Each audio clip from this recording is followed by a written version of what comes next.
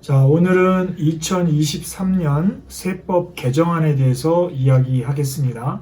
세법 개정안은 매년 7월 말 정도에 정부에서, 즉 기획재정부에서 내년도의 세법은 이렇게 될 것이다, 이런 것을 정리해서 발표를 하죠. 그리고 하반기 6개월 정도 시중에 이제 의견을 듣고 12월 말에 국회에서 최종 승인을 하면 1월 1일 날 시행이 되는 그런 것을 세법 개정안이다, 이렇게 얘기합니다.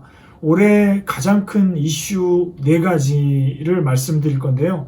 올해는 생각보다 부동산 관련해서 여러 가지 많은 변화가 있을 거라고 예상을 했지만 양도세나 보유세나 이런 관련해서 크게 변함이 없었다. 이유는 부동산 가격이 굉장히 많이 떨어졌다가 다시 올랐다가 좀 가늠할 수 없는 그런 상황이라 정부에서도 부동산 관련된 세제를 결정하기 쉽지 않았다는 그런 고충이 느껴지는 대목이 있었습니다. 세법 개정안 중에 제일 이제 큰 내용은 주택담보대출 관련된 건데요.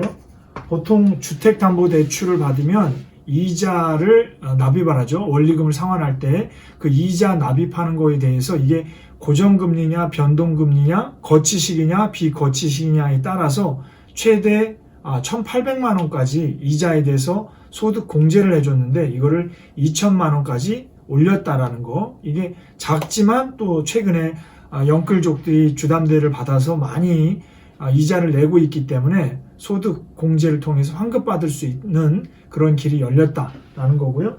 두 번째는 이게 굉장히 좀 의미가 있을 수 있는 건데 혼인증여공제가 생겼죠. 혼인증여공제.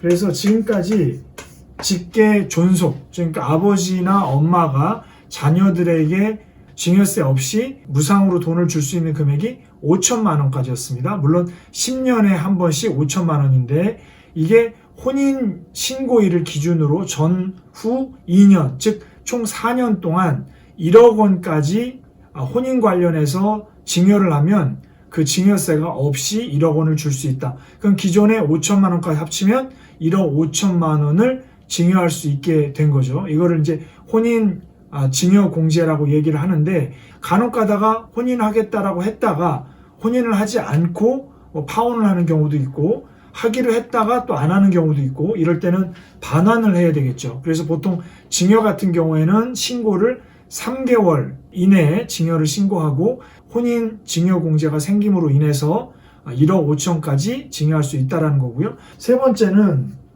오피스텔을 가지고 있는 사람들 같은 경우는 굉장히 중요한 의미인데요.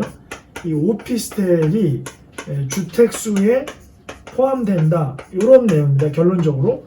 그러니까 주택수에 포함되는 게 여러 가지가 있겠지만 오피스텔 같은 경우에는 주거용으로 사용하면 주택이 되고 업무용으로 사용하면 업무용으로서 주택에 포함되지 않기 때문에 주택이라는 것은 두 가지 장단점이 있죠. 예를 들어 2년 보유, 2년 거주하면 비과세가 되는 거고 만약에 2년 보유, 2년 거주를 하지 않으면 중과세가 되기도 하고 또 1가구 2주택이면 중과가 더 많이 되고 이런 경우가 있는데 이 주택에 포함되느냐 안 포함되느냐가 굉장히 좀 애매한 상황이었죠. 그래서 이거를 정확히 하는 게 출입구와 취사시설과 욕실이 있는 오피스텔은 전권 주택으로 본다. 그렇게 되면 이제 1가구 1주택자였던 사람이 오피스텔이 하나 있었는데 1가구 2주택이 돼서 비과세라든가 양도세 중과를 맞을 수밖에 없는 그런 상황이 됐다라는 것이 굉장히 중요한 거고요. 지금 이 세법 개정안은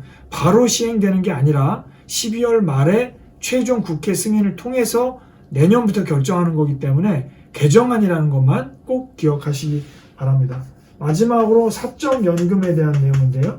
보통 우리가 사적연금이라고 하면 공적연금과 반대되는 거죠. 공적연금은 국민연금, 공무원연금, 그 다음에 군인연금, 사립학교 교직원, 선생님들 연금이 공적연금이고 사적연금은 개인 퇴직급여, 예를 들어 IRP라든가 연금저축펀드, 연금저축보험, 연금저축신탁인데 이런 개인 사적연금을 가입하면 보통 55세부터 연금을 수령하게 됩니다. 그런데 이 수령하는 금액이 연간 1,200만 원까지 저율과세라고 해서 보통 3.3%에서 5.5%까지 조율의 과세를 내게 되는데 월 100만 원 이상을 받게 되면 연간 1200만 원이 넘어가게 되죠. 그렇게 되면 두 가지 중에 선택을 할 수 있는데 종합과세, 즉 6%에서 45%까지 과세를 하는 종합과세를 할 거냐, 아니면 16.5% 분리과세를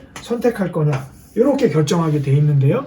요 1200만 원이 금액이 어떻게 보면 크다면 클 수도 있지만 좀 작다면 작을 수도 있는 거죠. 그래서 이 사적연금이 종합과세나 분리과세를 할 수 있는 금액의 기준이 1200만 원에서 1500만 원으로 상향 조정됐다.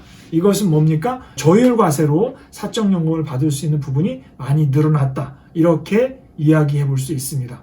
여기까지 2023년 세법 개정안 가장 중요한 내용 4가지에 대해서 말씀드렸습니다. 오늘은 여기까지 할게요.